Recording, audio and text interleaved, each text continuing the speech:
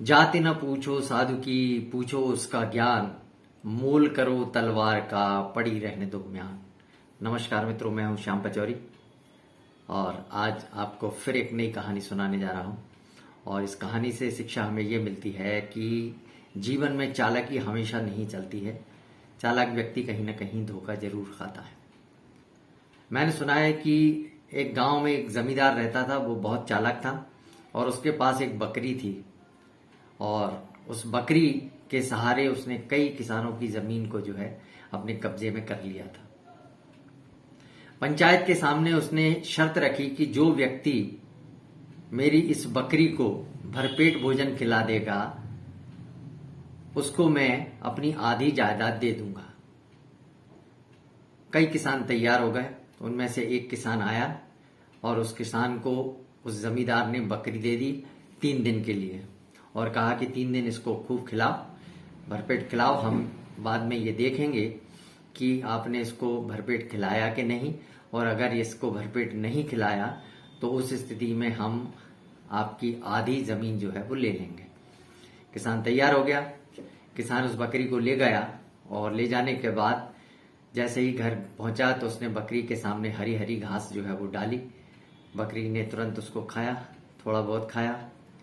थोड़ी देर बाद दूसरी उसने हरी घास की गठरी उसके सामने डाली, वो भी उसने खाई। इस तरीके से लगातार वो 3 दिन तक जो है उसको घास खिलाता रहा। चौथे दिन जब पंचायत बैठी और पंचायत के सामने उस बकरी को लाया गया तो जमींदार ने उस पंचायत में कहा कि देखो भाई, अगर ये बकरी भूखी हुई तो ये घास नहीं खाएगी। बकरी के सामने घास डाली गई तो बकरी ने तुरंत जो है उस घास को खा लिया और जैसे ही उसने घास को खाया तो जमींदार ने कहा कि देखो, इस किसान ने जो है मेरी बकरी को जो है भूखा रखा है और इसको भरपेट नहीं खिलाया है, इसलिए इसकी आधी जमीन मेरी हुई। इस तरीके से उसने कई किसानों को लूट लिया था। उसी गांव में एक चरवाहा था और वो चरवाहा बहुत चालाक था।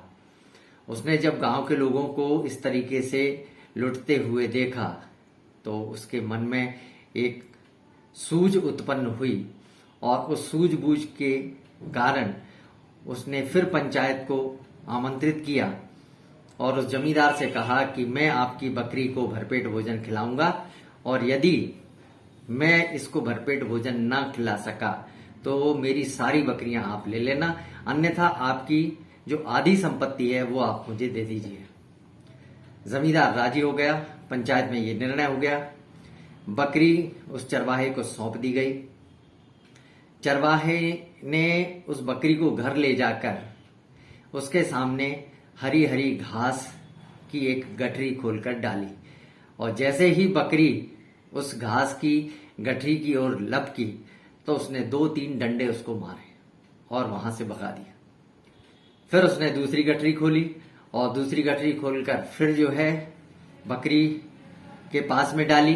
बकरी फिर आई घास खाने के लिए। उसने फिर जो है 3-4 डंडे उसको मारे और बकरी को भगा दिया। ऐसा वो लगातार 3 दिन तक करता रहा। अब हालत ये हो गई कि बकरी जैसे ही हरी घास को देखती तो वो दूर भाग जाती। चौथे दिन पंचायत फिर बुलाई गई और उस पंचायत में उस बकरी को भी लाया गया। जमींदार भी आया, गांव के लोग भी आए और जमींदार ने कहा कि भाई देखो, अगर इस बकरी को भरपेट भोजन खिलाया होगा तो निश्चित रूप से ये बकरी घास नहीं खाएगी।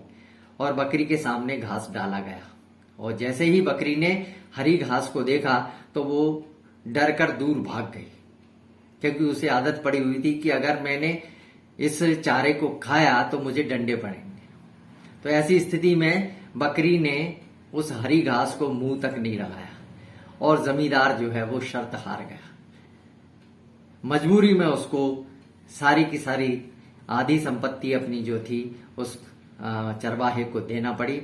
चरवाहे ने जितनी भूमि किसानों से ली थी इस जमींदार ने, वो सारी भूमि उन किसानों को वापस की और खुशी खुशी घर आ गया। गांव के लोग भी बहुत प्रसन्न हुए।